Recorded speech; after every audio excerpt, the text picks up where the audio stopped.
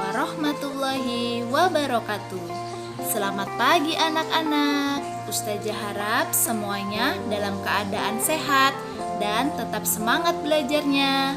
Nah, hari ini kita akan melanjutkan pembelajaran kita di tema 1 subtema 4 tentang pertumbuhan dan perkembangan tumbuhan.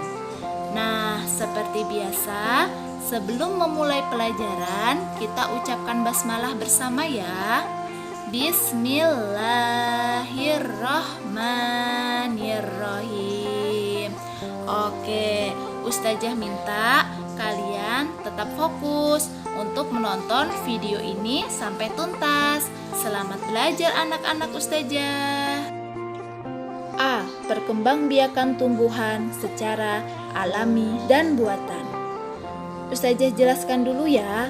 Kalau secara alami berarti perkembangbiakannya melalui biji, tunas, umbi, dan akar. Sedangkan kalau secara buatan berarti perkembangbiakan tumbuhannya dengan bantuan manusia. Itulah perbedaan antara perkembangbiakan tumbuhan secara alami dan buatan. Sudah paham? Kalau sudah, kita lanjutkan ke poin pertama. Perkembangbiakan tumbuhan dengan biji. Ayo, coba kalian perhatikan gambar pada tanaman jagung berikut ini. Jagung tumbuh dan berkembang mulai dari biji. Kemudian ia akan berubah menjadi kecambah dan mulai membentuk tunas baru. Selanjutnya, tunas daun akan berkembang menjadi daun. Semakin tinggi tanaman, semakin banyak daun dan akhirnya menghasilkan bunga. Setelah tanaman menghasilkan bunga, maka tanaman akan menghasilkan buah. Nah, di dalam buah inilah terdapat biji yang nantinya dapat tumbuh menjadi tumbuhan baru. Yang kedua, perkembangbiakan tumbuhan dengan tunas. Ada yang tahu apa itu tunas? Tunas adalah tumbuhan anakan yang muncul di samping induknya. Tunas ada 3. Yang pertama, tunas akar. Contohnya terdapat pada pohon cemara dan sukun. Yang kedua, tunas batang. Contohnya terdapat pada pisang dan bambu. Yang ketiga, tunas daun. Contohnya terdapat pada daun cocor bebek. 3. Perkembangbiakan tumbuhan dengan umbi lapis. Perkembangbiakan umbi lapis dimulai dengan tumbuhnya siung pada tunas yang paling luar. Pada awal pertumbuhannya, siung mengambil makanan dari induknya. Jika siung itu sudah berdaun dan berakar, siung itu dapat membuat makanannya sendiri dengan melakukan fotosintesis. Contoh lainnya umbi lapis seperti bawang merah, bawang putih, dan bawang bombay. 4. Perkembangbiakan tumbuhan dengan umbi akar. Ada yang tahu apa itu umbi akar? Umbi akar adalah akar yang membesar dan berisi cadangan makanan. Selanjutnya, perkembangbiakannya melalui akar ditanam bersama dengan pangkal batangnya. Maka akan tumbuh tunas dan akan tumbuh tanaman baru. Contoh tumbuhan yang berkembang biak dengan umbi akar seperti lobak, wortel, dan singkong. 5. Perkembangbiakan tumbuhan dengan umbi batang. Ada yang tahu apa itu umbi batang? Umbi batang adalah batang yang tumbuh di dalam tanah. Bagian batang yang mengembung dan membentuk umbi itu merupakan tempat penyimpan cadangan makanan, terutama jet tepung. Selanjutnya, proses perkembangbiakannya, permukaan umbi tumbuh mata tunas. Mata tunas tersebut dapat tumbuh menjadi tumbuhan baru. Contohnya seperti kentang, ubi jalar, dan kunyit. 6. Perkembangbiakan tumbuhan dengan spora. Perhatikan tumbuhan paku berikut ini.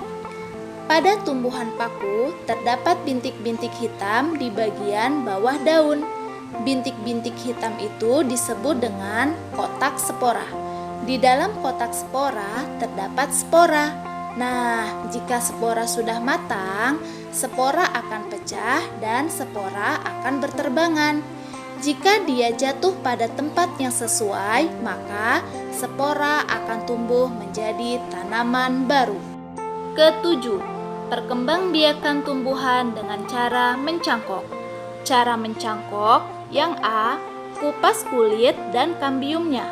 B, tutup bagian yang dikupas dengan tanah yang dibungkus plastik atau sabut kelapa. Yang C, setelah ditutup, ikat dengan tali.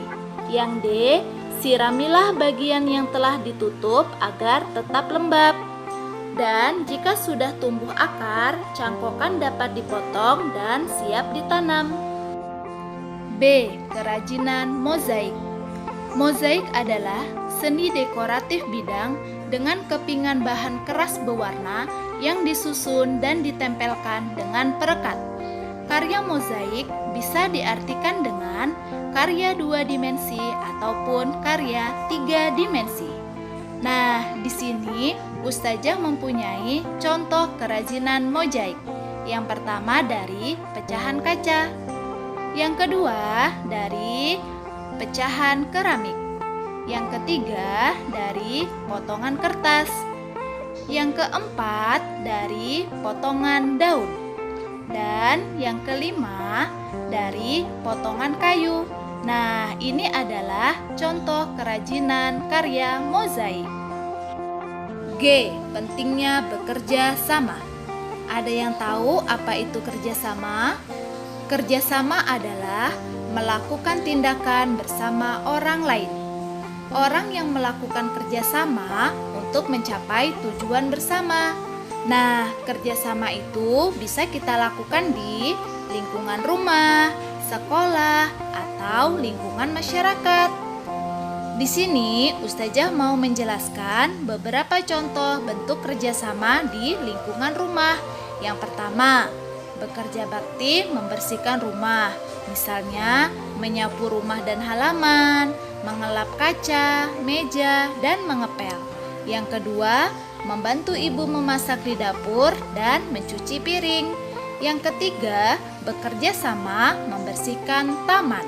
Selanjutnya, contoh bentuk kerjasama di lingkungan sekolah, seperti melakukan tugas piket, belajar kelompok, membersihkan halaman sekolah secara bersama-sama, dan bekerja sama dalam olahraga ataupun ketika bermain bersama. Yang terakhir, contoh kerjasama di lingkungan masyarakat. Contohnya, membersihkan lingkungan secara bersama, menjaga keamanan lingkungan, memperingati hari-hari besar nasional, dan saling membantu dalam perayaan pernikahan. Itu adalah manfaat dari kerjasama. Demikian pembelajaran kita hari ini. Ustazah ucapkan terima kasih sudah menonton video pembelajaran dari Ustazah sampai tuntas. Sampai berjumpa lagi anak-anak. Tetap semangat ya. Wassalamualaikum warahmatullahi wabarakatuh.